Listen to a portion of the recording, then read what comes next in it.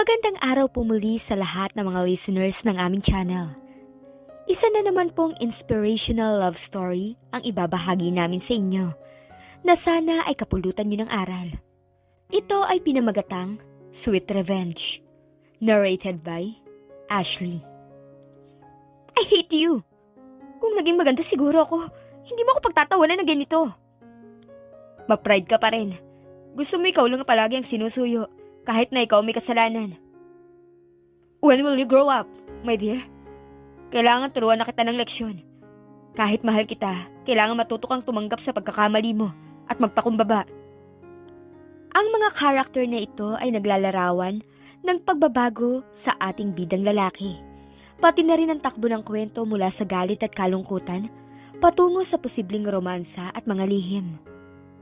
Pero bago tayo magpatuloy, kung bago ka pa lang sa aking channel, ay pakilike po ng ating video. Pakiclick din ng subscribe button at bell icon para lagi kang updated sa mga parating ko pang uploads. Mabilis ang takbo ng gray na Toyota Corolla ni James habang dumadaan sa pangunahing kalsada ng Santa Monica. Galing siya ng Maynila, kung saan siya nag-aaral at madalas mas matagal ang oras na ginugulgul niya ron. Karaniwan umuwi siya sa Santa Monica 1 beses o 2 beses bawat buwan. Dahil dito nakabase ang kanyang ama at ang negosyo ng pamilya. 3 oras at kalahati lang ang biyahe mula Maynila patungong Santa Monica. Mainit ang ulo ni James habang nagmamaneho. Kanina, may nakasagutan siya sa kalsada. Dati hindi niya pinapansin ang mga ganitong insidente. Pero ngayon, nauwi ito sa isang matinding pagtatalo. Nagkakaroon sila ng hindi pagkakaintindihan ng girlfriend niyang si Aika, ang reigning Miss Tourism Philippines. Nag-away sila bago siya umalis. Kadalasan ng selos na nagiging sanhi ng kanilang mga pagtatalo. Kaya upang maiwasan ang mga ganitong problema, pinipili niyang umiwas na sa ibang babae. Maging ang simpleng pagtitig, iniiwasan na niyang gawin kapag kasama si Aika. Pero kagabi nakita ni James si Aika na kasama ang aktor na maliligaw nito. Siyempre nagselos siya, pero siya pa ang nagalit. Pag siyang nagseselos may karapatan, pero pag ako na, galit siya. Kayo talaga mga babae, ang hirap yung intindihin. Ang mas lalo pang nagpasama ng loob ni James ay nang hamunin siya ni Aika ng break-up. Habang binabaybay ni James ang Tabilaran Road, ang mukha niya ay nananatiling malungkot. Yun ang pinakamahabang kalsada sa Santa Monica at 20 minuto na lang ay makararating na siya sa bahay nila.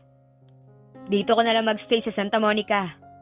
Paulit-ulit na bumangon sa isip ni James ang huling sinabi ng ama.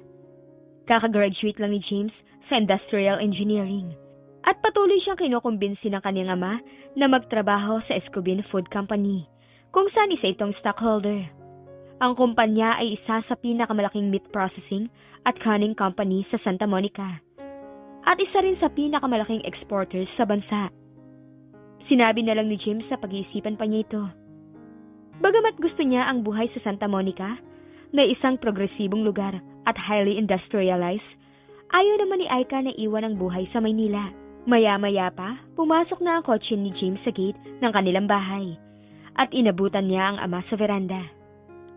Mukhang tama ito sa pagsasabing kailangan na nilang magpatayo ng bagong bahay dahil may kalumaan na ito. Mabuti naman, hindi ako nahirapang pauwiin ka sa pagkakataong ito. Nagka-problema lang kami ni Aika, Dad. Kung hindi, baka hindi pa ako umuwi dito. Napag-isipan mo na ba yung sinasuggest ko? Na sa AFC ka na magtrabaho? Highly industrialized ang AFC. At maraming bagong makinang ini-import sa Vina. Kakailanganin ng serbisyo mo doon. Yun lang bang dahilan kaya pinauwi niyo ako agad, Dad? Isa lang yun sa mga rason, James. Ang main reason, dahil kailangan kita. For what, Dad? Para mag-escort kay Michelle Lizan sa debut niya. That's more than 2 weeks from now. What? Kumunot ang noo niya. Debut ni Michelle. Vina called me up at sinabi niya sa akin kung pwede raw na ikaw maging escort ng anak niya. At nakasagot ako ng oo. Nai-commit niyo na pala ako kung ganun. Paano kung ayoko? Makinig ka sa akin, James. Kailangan mong gawin to para sa akin, para sa future mo. Gusto kong kaibiganin mo si Michelle. Siya ang nag-iisang tagapagmana ni Vina. And so, Dad? And so, kung ako ang nasa edad mong yan, kung ganyan ako kagwapo at kakisig, si Michelle ang liligawan ko.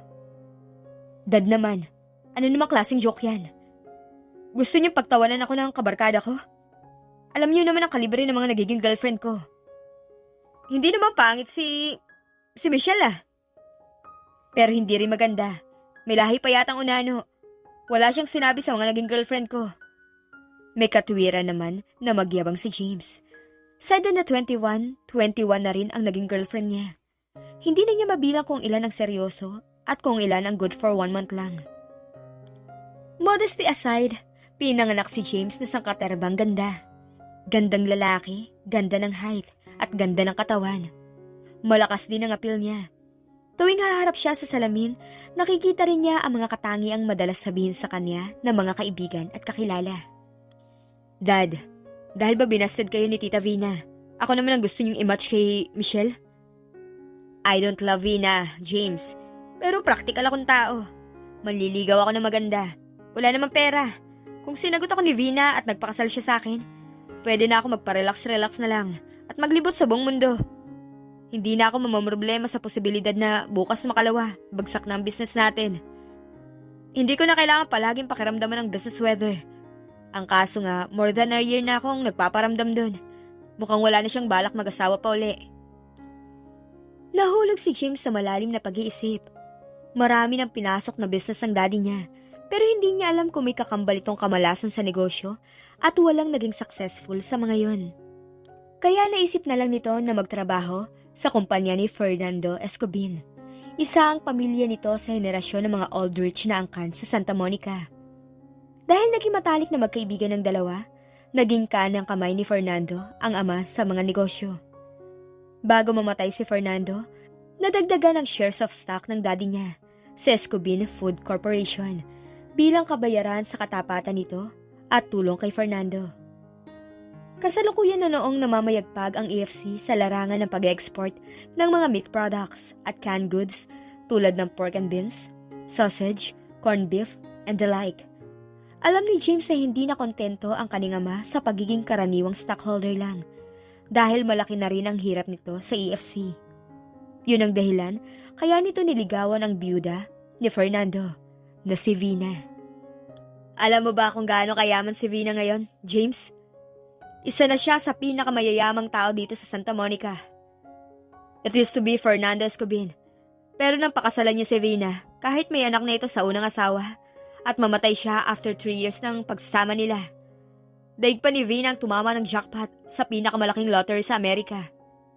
Sa kanya napunta ang lahat ng naiwang kayamanan ni Fernando. Kaya kaysa kung sino-sinong nililigawan mo, James, bakit hindi na lang si Michelle? Dad naman, ano namang klaseng parusa yan? No way! Someday, you will realize my point. Ang ganda-ganda naman ng anak ko. Napangiti si Michelle sa komentong yun ng mami niya. Nabungaran siya nito na suot ang gown na pinasadya pa nito. Talaga, Mi? Maganda ba? Oo, sabi. Ayaw mo bang maniwala sa mami mo? Siyempre, mami kita, kaya yun ang sasabihin mo dahil para sa'yo. Maganda ako. Lahat naman ng anak maganda sa paningin ng mother nila. Hay, hayang ka na naman. Kailan ka ba magkakaroon ng self-confidence?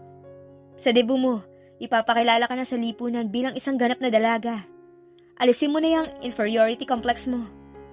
I can't help it, me. Hindi naman talaga ako kagandahan. Hindi naman siya kasing pangit ni Bakekang, pero hindi rin naman siya kagandahan. Ordinaryong itsura niya. Yung tipong hindi pag-aaksayahan ng second glance ng kahit na sinong lalaki. Kung binigyan man lang sana siya ng mukha ng ala Catherine Jones, height ni Rufa Gutierrez, katawan ni Rupa May Quinto. Ang kaso, mas mataas lang siya ng 2 pulgada kay Nora Honor. Kahit proportion ng katawan niya ay walang nakakapansin. Kahit sabihing maswerte si Michelle dahil iniwang milyonarya ng kanyang stepfather ang mami niya, at ngayon ay naibibigay na nito ang lahat ng gustuhin niya, hindi pa rin niya maialis sa kanya ang inferiority complex. Kapag kasi kinukumpara niya ang sarili sa mga kaibigan at kaklase, na pag-iiwanan siya. Lumalabas na siya ang kulelat kapag beauty na pinag-uusapan. Palagi mo kasing kinukumpara ang sarili mo sa iba, kaya ang tingin mo na pag-iiwanan ka. Bakit hindi mo bilangin ang ibang asset mo? Sabi nga nila, beauty is in the eye of the beholder. Marami kang magagandang qualities na sapat para maging confident ka. Ay, siguro kahit magtanggal ako ng damit, walang papansin sa akin. Madalas yang isipin kapag naaawa siya sa sarili. Sa debut mo, ikaw ang magiging pinakamaganda. Ikaw ang magiging center of attraction. Dahil akong debutant, mommy. Pero pagkatapos ng party ko, balik na naman sa dati. Magiging the lady in the corner na naman ako. Michelle, sinabi ko nang alisin mo yung awa mo sa sarili mo. You're a very special lady, Iha. By the way, kumpletuhin mo na yung listahan ng participants sa 18 roses at 18 candles dahil kailangan na yung paggawa ng invitations mo. We've got 15 days, Iha. Baka maghul tayo sa oras. I want everything to be perfect for your party. Sisiguruhin ko na yung grande yon. Galing pa sa ibang bansa mga bulaklak na gagamitin. Kompleto ng listahan ko, mommy. Medyo nahirapan ako sa 18 roses. Kasi kokonti lang naman yung mga friends kong guys. Alam mo naman ang mga lalaki. Ang nilalapitan yung girlfriend material. Pero natawagan ko na mga classmates ko. Pumayag naman sila. Pati nga yung anak ni Mang Tino. Saka yung nagrarasyon ng newspaper sa atin. Kinuha ko na rin. Makompleto lang ang 18 roses participants. Guess what? I have good news for you. So surprisehin sana kita pero mukhang kailangan ko nang sabihin sa iyo ito. Ang alin, mommy? Si James ang magiging escort mo. Nakangiting sabi nito. Biglang napapihit si Michelle sa stool na kinauupuan. Kinuha niya ang kamay ng ina habang maluwang ang pagkakangiti niya. Talaga, Mi? Yes, dahil alam kong siya ang gusto mong maging escort.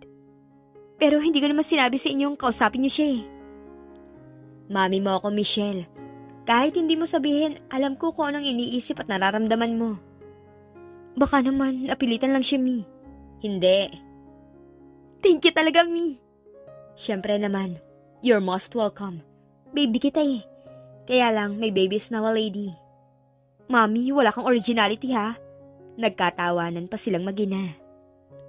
Maraming tao sa loob ng Santa Monica University. Parang mga langgam na nagkakagulo mga estudyante. Kanya-kanyang umpukan, kanya-kanyang direksyon.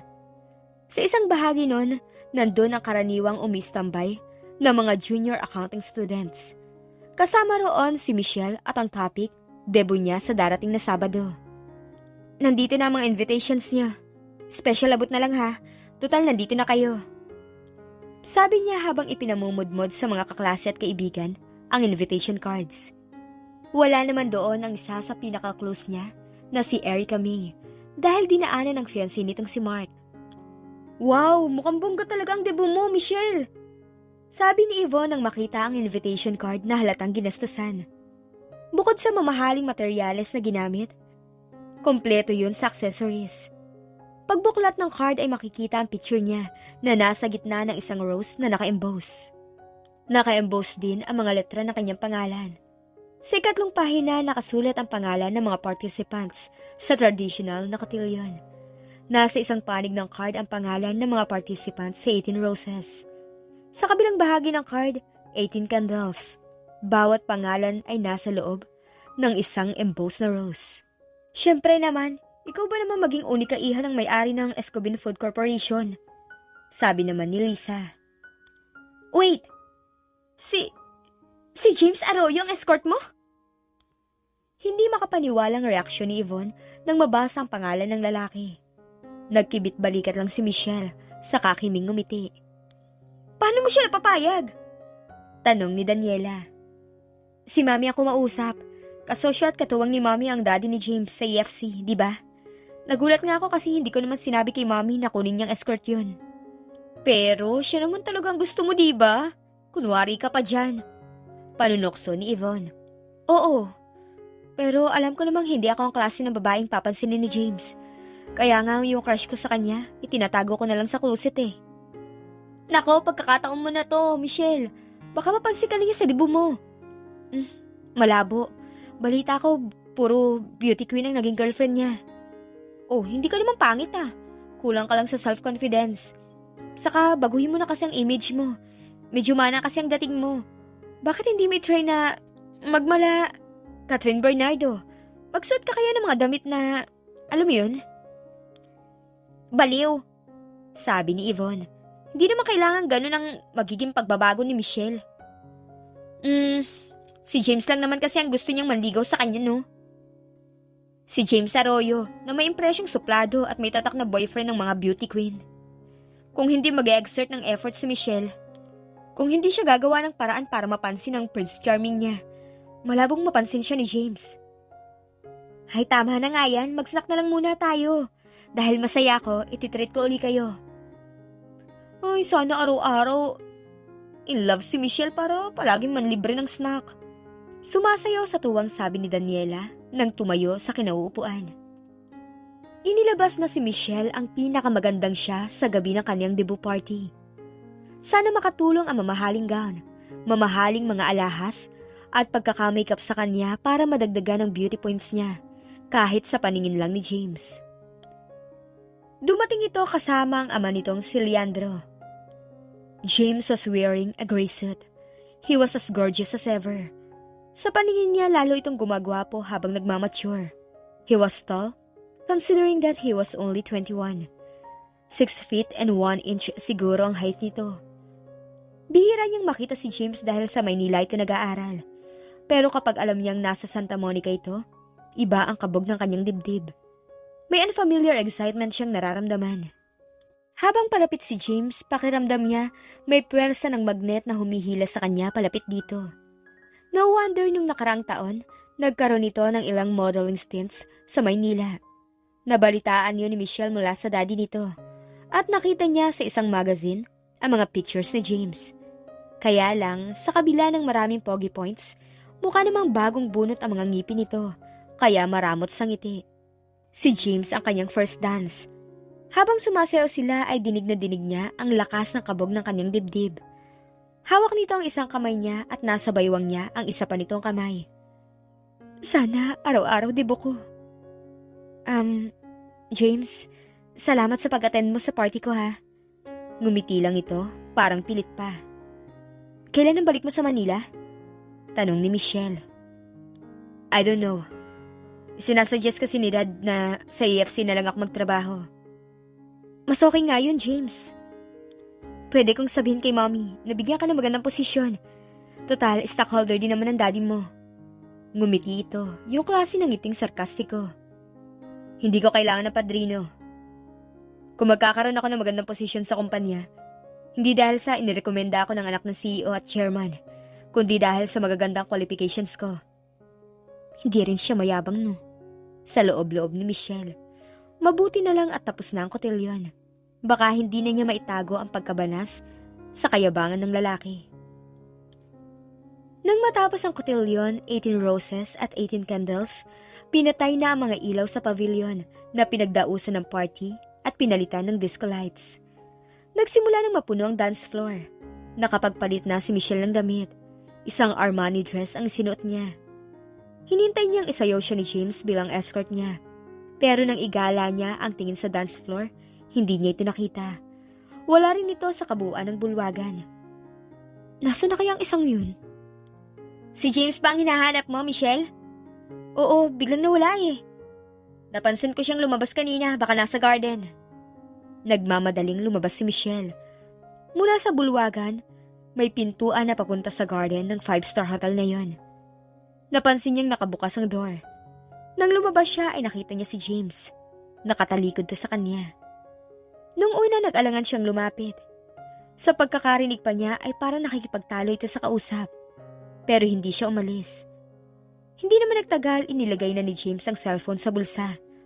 May hawak itong long neck wine glass. Hindi pa rin ito umaalis sa kinatatayuan kahit tapos nang makipag-usap. Mukha nga may problema siya at kailangan ng shoulder to cry on. Dahan-dahang humakbang si Michelle palapit dito. Pero bago pa siya makalapit, naramdaman na ni James ang presensya niya. Mula sa liwanag ng garden lights, nakita niya ang pagkunot ng noo nito nang tumingin sa kanya. May problema ba, James? If so, it's none of your business. Ganito ba talaga kasakit magsalita ang lalaking ito? Okay, Siguro nga wala akong pakialam. Concerned lang ako. Imbis kasi na nandun ka at nag-enjoy, nandito ka. Alam ko naman talagang hindi ako mag-enjoy sa party na to. Dahil napilitan lang akong umattend. Pinagbigyan ko lang si Dad dahil magkaibigan sila na mami mo. Pero siguro naman pwede na ako malis ngayon. Kanina pa ako bored. Nabigla si Michelle sa ipinakitang rudeness ni James. Napilitan lang pala ito. Nalukot ang mukha niya. Hindi na naman maiwasan ni Michelle na mag-self-pity. Kung naging kasing ganda siguro ako ng mga beauty queen na naging girlfriend niya, baka hindi siya ganun kagaspang sa akin. Suplado nga. Super antipatiko. Kala mo ko sino. Ginawa niya yun? Hindi makapaniwalang tanong ni Daniela kay Michelle. Nakasakay sila sa kotse nilang minamaneho ng driver. Papunta sila sa mall para bumili ng textbook na kailangan. Oo, parang tinanong ko lang kung anong problema niya, nagalit pa. Totoo nga ang impression sa kanya na marami na suplado siya. Hindi lang yun, napaka-rude pa niya. At hulaan niyo kung anong gift niya sa akin. Ano? Isang mirror na clown ng design at isang 4-inch heel sandals. Ganon? Ang bruto. Personal na insulto na yun ah. Sinabi mo pa. Ang ibig sabihin nun, manalamin ako para makita kong itsura ko. At kaya clown ang design ng salamin dahil mukha akong katawa-tawa. High-heeled sandals naman dahil pandak ako.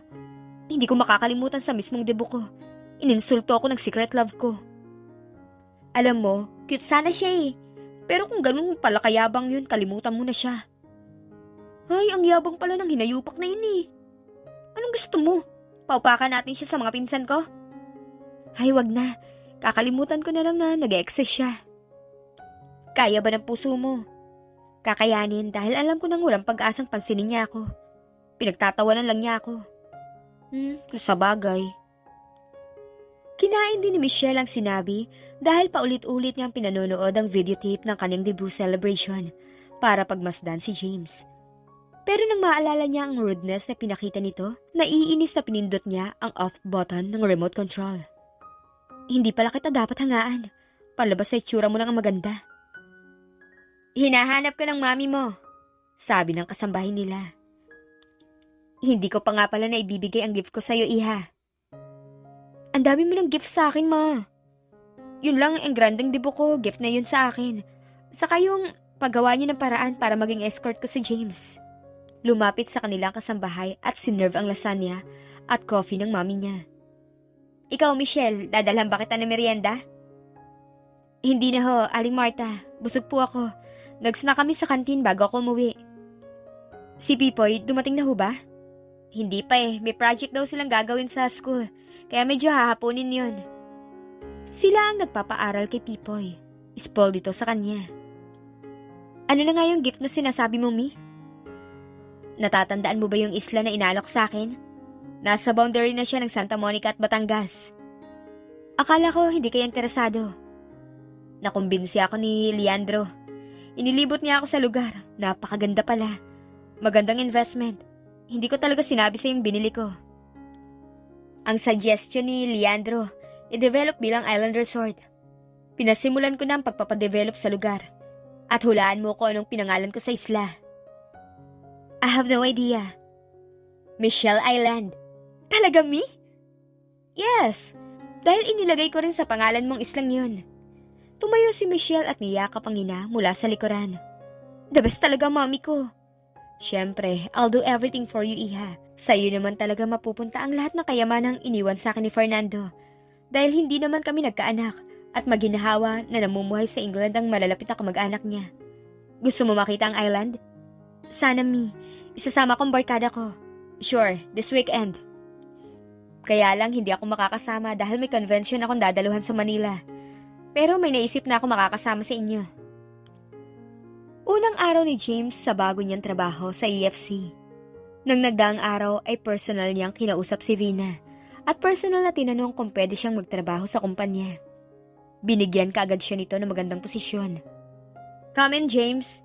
Nakangiting sabi ng 40 years old na byuda matapos siyang kumatok at isungaw ang ulo sa pinto ng opisina nito. May iutos kayo sa akin, ma'am? Pwede bang Tita Vina na lang ang itawag mo sa akin, iho? Hindi ka na naman iba.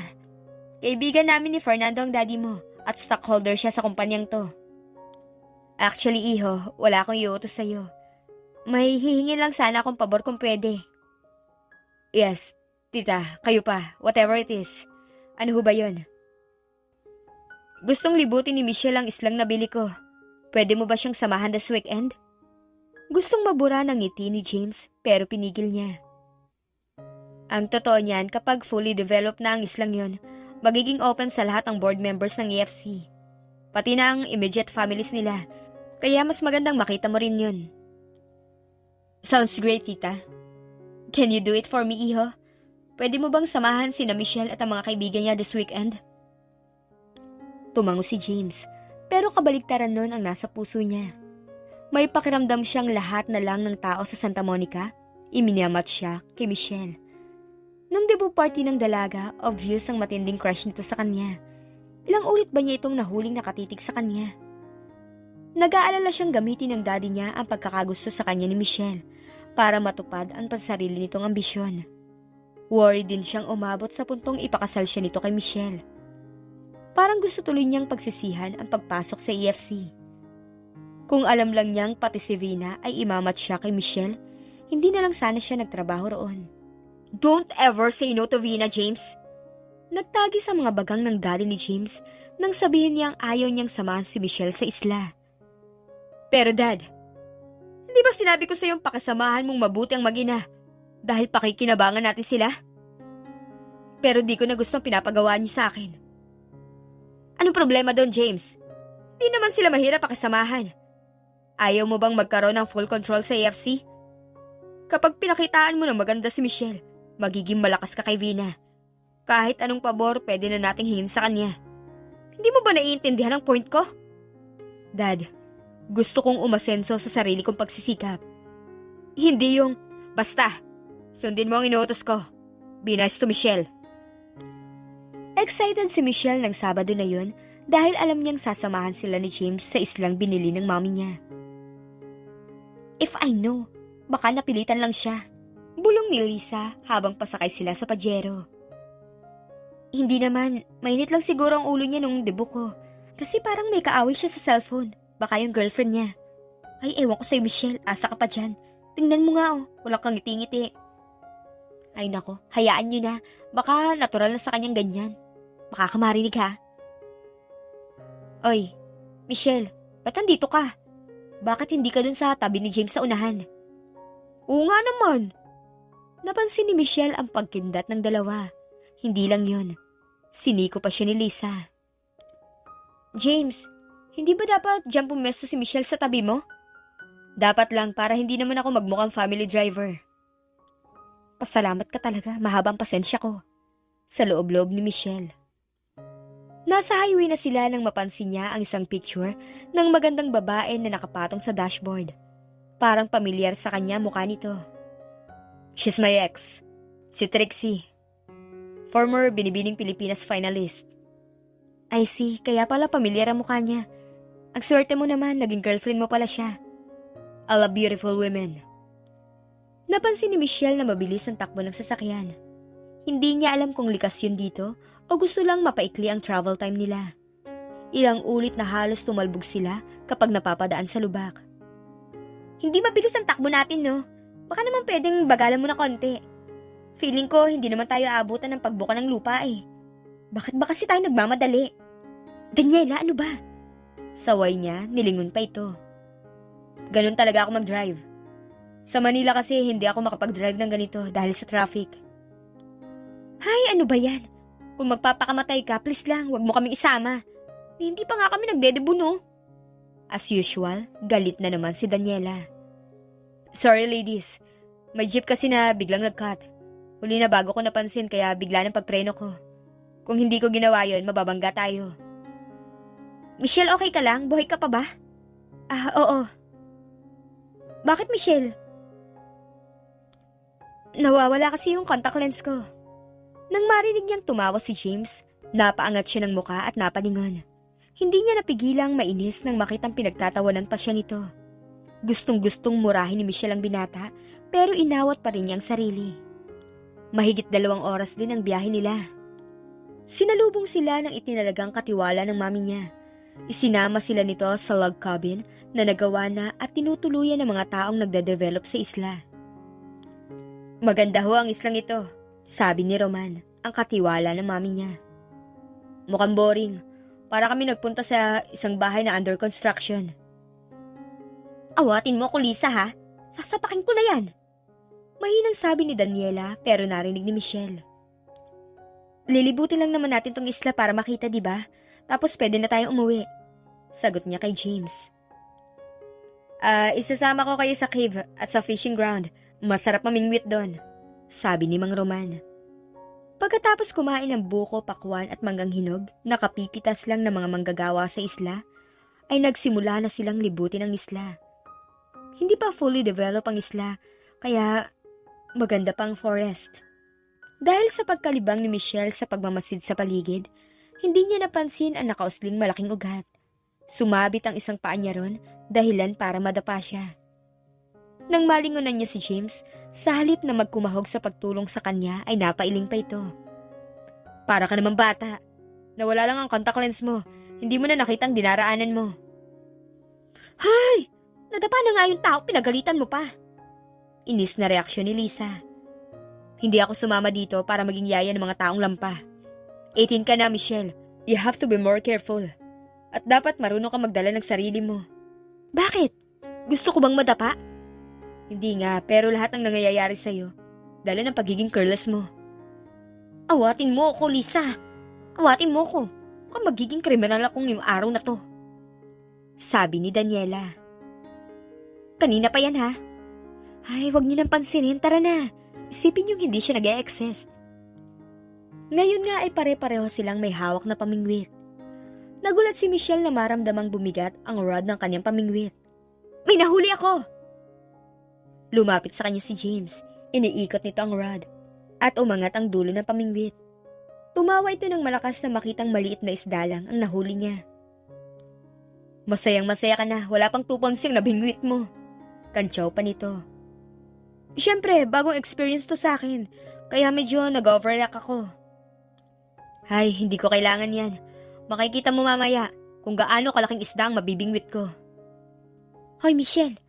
Yan ba lalaki iniilusyon mo? Nang magsabog ng kayabangan ng Diyos, dilat na dilat ang mga mata niya. Nakabukas ang mga kamay niya at nakanganga pa yan. Sinalo niyo na lahat eh. Naku, deadmahin na lang natin siya, pwede ba? Maya-maya ay si James naman ang humila ng rod para maiangat papunta sa bangka ang nabingwit nito. Base sa pagkakaben ng rod, mabigat ang nasa dulo nun. Excited na naghintay lahat na maiangat nito ang nahuling isda. Wow! Salmon yan ah! Sabi ni Mang Roman. Ganto ang hinuhuli, hindi yung apo ng dilis. Natatawang pasaring nito. Ang yabang naman talaga ng ibang tao dito. Nangahaba ang usong sabi ni Daniela. Sabing hayaan mo na nga siya. Makakabingwit din tayo ng ganyan. Ay, malaki na huli ko. Dali, tulungan niyo ako. Paikutin mo yung rod mo para maiangat mo dito sa bangka na huli mo. Pero bago pa yun magawa ni Michelle, lalong bumigat ang dulo ng pamingwit. Sa liit niya, natangay siya nun sa gilid ng bangka. At sa pag-aalala na mabitawan yun, nawalan siya ng panimbang at halos matangay ng bigat ng pamingwit. Bago pa siya mahawakan ni James, nahulog na siya sa tubig. Michelle! Halos sabay-sabay natili ng mga kaibigan. Tinulungan siya ni James na makabalik sa bangka. Akala ko ba ikaw mamimingwit ng isda? Bakit ikaw yata ang nabingwit ng isda? Pangangansyaw ni James.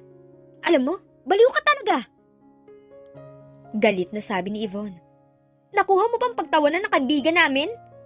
I'm sorry, hindi ko lang mapigil ang sarili ko. Yang kasing kaibigan niyo, hindi ko alam kung may kakambal na kamalasan. Inalalayan siya ni James hanggang sa makaupo siya sa isang bahagi ng bangka. Hinubad dito ang suot na jacket at ibinalabal sa kanya. Nag-abala ka pa. Alam ko namang pabalat bunga lang yan. Sabi ko naman kasi sa'yo, maging extra careful ka. Malumanay na sabi nito. Gusto ko na umuwi. Isinumpa ni Michelle sa sarili na kalilimutan na niya kung ano man ang nararamdaman para kay James. Ganon din ang payo ng kanyang kabarkada. Naging prangka lang siguro ang mga ito sa kanya. Hay nako, Michelle ha, Hindi na talaga kita kakausapin for the rest of my life kapag hindi mo pa kinalimutan ng James na yun. Kahit ako, hindi ko yung kakausapin talaga. Promise, kakalimutan ko na siya. From now on, isusumpa ko na siya. Sinasayang ko ang feelings ko para sa kanya. Yan ang friend naming si Michelle. Hindi na ikinuwento ni Michelle sa mami niya ang kinagalit niya kay James. Ayaw niyang madagdagan ang intindihin nito. Iniwasan na niyang makita si James para makalimutan niya ito. 3 linggo pa lang niyang hindi nakikita ang binata, parang namimiss na niya ito. May sakit ka ba? Wala ho, mami. Palagi ka kasing nagmumukmuk dito sa kwarto mo. Wala po to. Kailangan ko nga palang pumunta sa States, iha. That's what I'm telling you, me. Kailangan yun ng bakasyon kahit sandali. Masyado ka nang subsub sa trabaho eh. Kaya lang, baka matagalan ang bakasyon ko dun, iha. Kaya ipagbibiling ko sa'yo ang lahat. Total, marami namang aalalay sa'yo. Nandyan din si Nancy.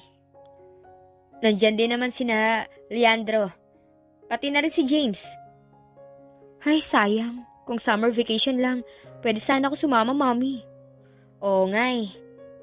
Sino ang kasama niyo, Mi?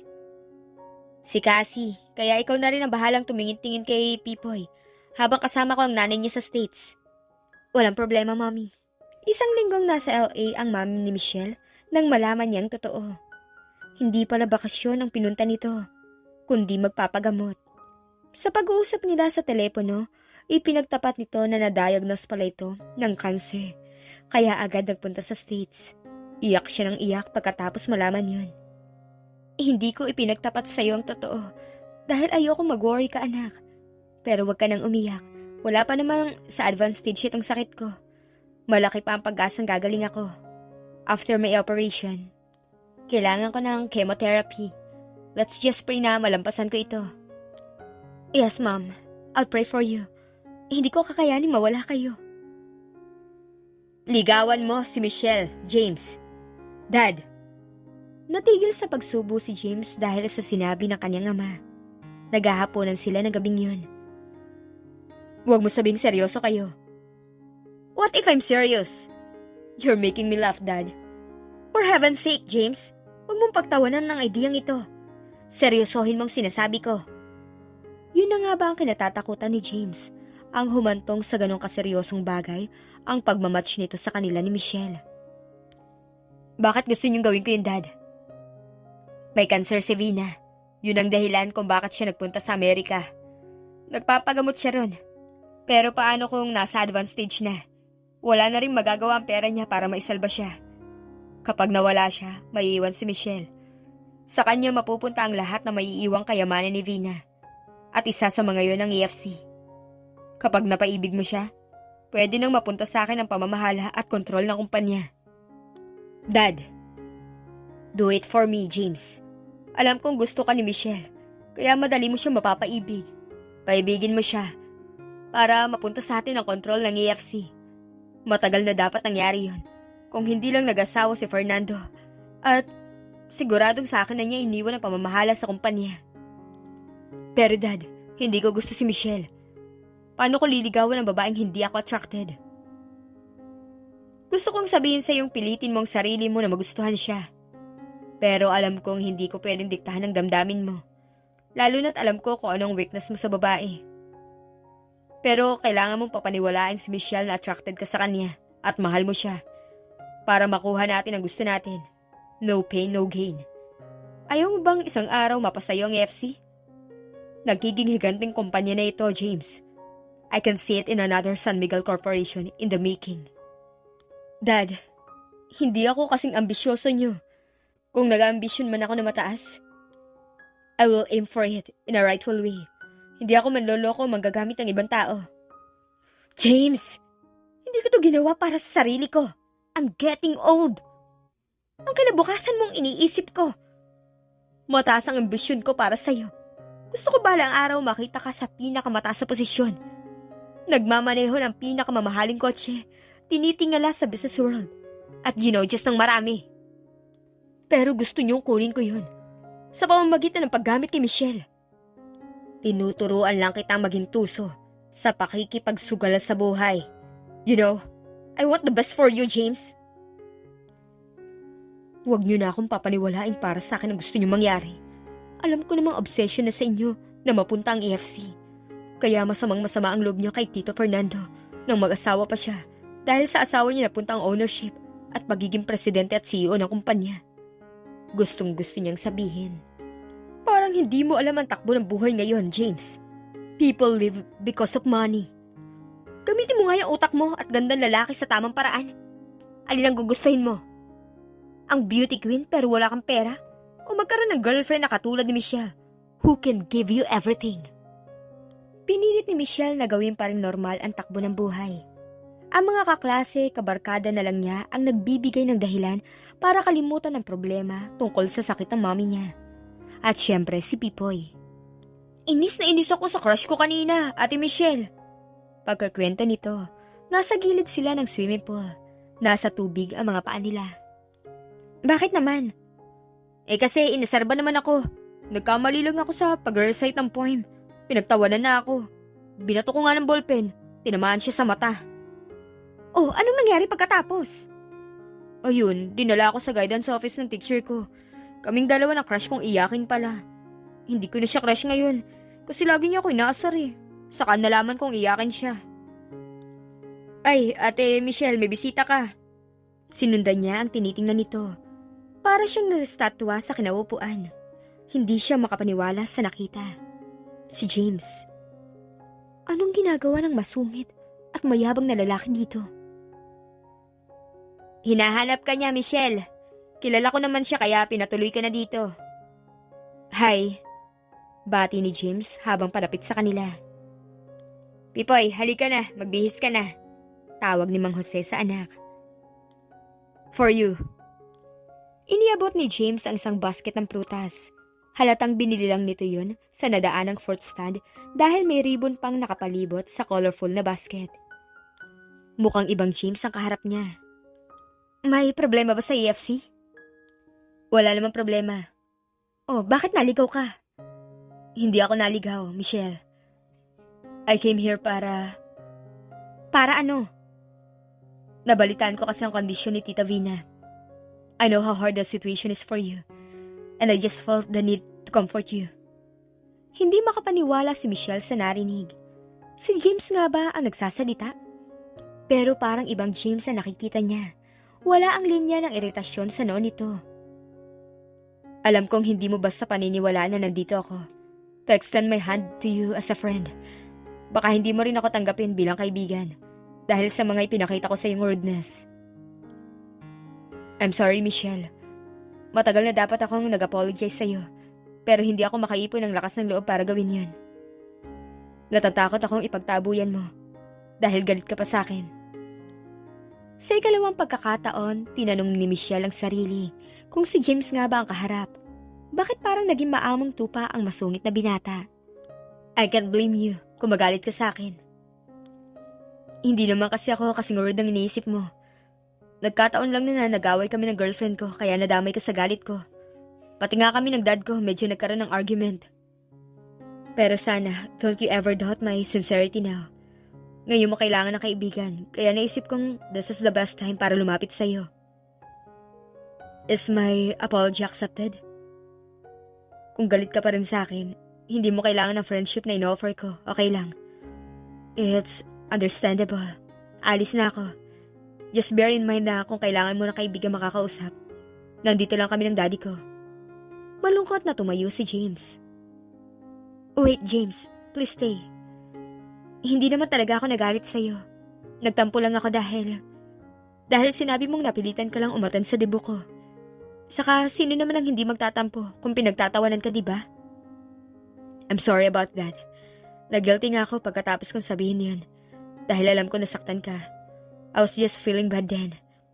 Dahil kung ano-anong inakusa sa akin ng girlfriend ko. She nagged me over the phone. Girlfriend mo pala ang kaaway mo sa cellphone mo nung debut ko? Kaya ka ba masungit nun? Yeah.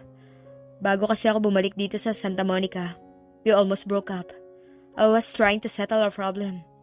Kaya tinawagan ko siya. Kaya nang lapitan mo ako, mainit ang ulo ko. Alam kong mali yung ibaling ko sa ibang init ang ulo ko. But I have this tendency to be temperamental. Kapag inakusahan ako ng hindi totoo. Hindi ko intensyong pagtawanan ka. Actually, hindi naman ang pagkatao mo pinagtatawanan ko kundi ang sitwasyon. Pero mukhang ibang nag-interpretation yun ng mga kaibigan mo. Enough na para sa explanations, James. I understand. Kalimutan na natin yun. Salamat at hindi ka nagalit sa akin. Kung gusto mo para makabawi ka, kurutin mo ako ng pino 100 times. Kahit saang parte ng katawan ko, may labas mo lang ang galit mo sa akin. Talaga? Yeah, I mean it. Saan mo ako gustong kurutin? Sa mukha, sa braso, wherever you want. Natatawang napailing si Michelle. Alam kong hindi kayang bayaran ng mga kurot lang ang kasalanan ko sa'yo. Kung gusto mo, parusahan mo na lang ako para makabawi ka sa akin. Ano naman ang ipaparusa ko sa'yo? Gawin mo akong alalay at driver mo. Pwede mo rin akong gawing gardener sa loob ng 1 linggo. Okay, be my driver for a week. Okay lang sa'yo? No problem. Basta mawala lang ang sama ng loob mo sa akin. Sino ba naman ako para i-reject ang friendship na ino-offer ng tao? Sabi ko na nga, hindi naman siya ipinanganak na may baltik at masungit. Problemado lang siya sa girlfriend niya. Sayang, hindi ko na itanong kung tuluyan na sila nag-break. Pero di na bali. Babalik naman siya bukas. 1 linggo ko yata siyang magiging driver. Siya ang maghahatid at susundo sa akin sa SMU. Maaga pa ay nasa harap na ng bahay nila ang kotse ni James at bumubusina. Ang aga mo naman. Baka malate ka eh. Hindi ba ako nakakaabala sa'yo? Not really. Okay lang naman kahit 9 o'clock na ako makapasok sa AFC. 1 linggo lang naman ako magiging driver at alalay mo. Saka ikaw naman ang boss ko. It's really up to you kung sesisantihin mo ako. Dahil sa 1 linggong palagi ako late. Of course not. Pero hindi ba talaga nakakahiya sa'yo? Bakit ko ba napatulan ang biro mo kahapon? Oops, hindi biro yon. Seryoso ako. Alam ko kasing malaki ang kasalanan ko sa'yo. Hindi na nga ako magtataka kung tutubuan ako ng mata on top of my nose o ng mga tighawat na sinlalaki ng siniguelas. At bakit ka naman tutubuan ng ganun? Malay ko kung sa galit mo sa akin, naisip mo ako ipakulam. Uy, hindi naman ako ganun. Kung sa bagay, mukha namang hindi ka mapanakit. Kahit kating-kati na ang dila ni Michelle na magkwento sa mga kaibigan, tungkol kay James ay pinigil niyang sarili. Pero nang sunduin siya ni James, nanlaki ang mga mata ng mga kaibigan. Totoo ba nakikita ko? Ano ginagawa ng aswang na yan dito? Sinusundo ako. Nakasandalang binata sa sasakyan habang nakahalukip-kip at nakatingin sa direksyon nila. Ano? Sinusundo ka? Driver ko siya for 1 week.